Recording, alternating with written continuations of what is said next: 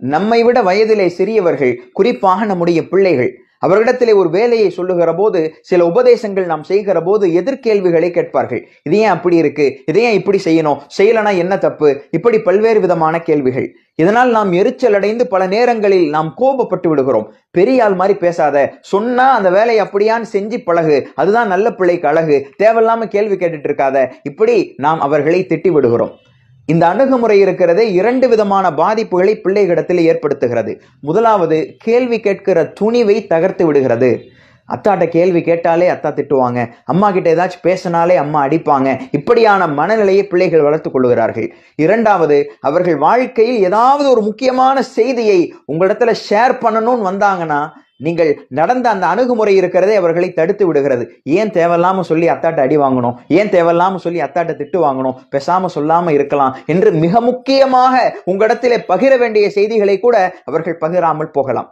ரசூலுல்லாஹி ஸல்லல்லாஹு அலைஹி வஸல்லம் வாழ்க்கையில பார்க்கிறோம். இதற்கும் அற்புதமான உதாரணங்கள் இருக்கிறது. நபி பல நேரங்களில் உபதேசம் செய்வார்கள்.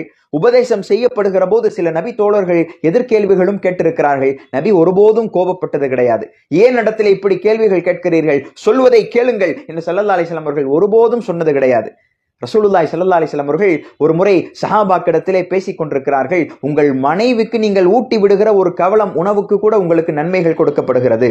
உங்களுடைய மனைவியிடம் நீங்கள் வீடு கூடினாலும் அதற்கும் உங்களுக்கு நன்மைகள் கொடுக்கப்படுகிறது. உடனே ஒரு நபித்தோழர் எழுந்து கேட்கிறார், யா ரசூலல்லாஹ், என்னுடைய தேவையை பூர்த்தி செய்து கொள்வதற்காக என்னுடைய மனைவிடத்திலே நான் போகிறேன், அதற்கும் எனக்கு நன்மைகள் தரப்படுமா?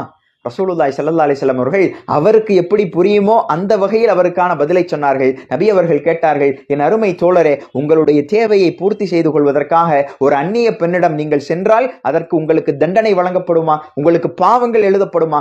ஆம் யா ரசூலல்லாஹ். இப்போ உங்களுடைய தேவையை பூர்த்தி செய்து கொள்வதற்காக உங்களுக்கு அனுமதிக்கப்பட்ட உங்கள் மனைவியிடம் சென்றால் நிச்சயமாக உங்களுக்கு நன்மைகளும் கொடுக்கப்படும்.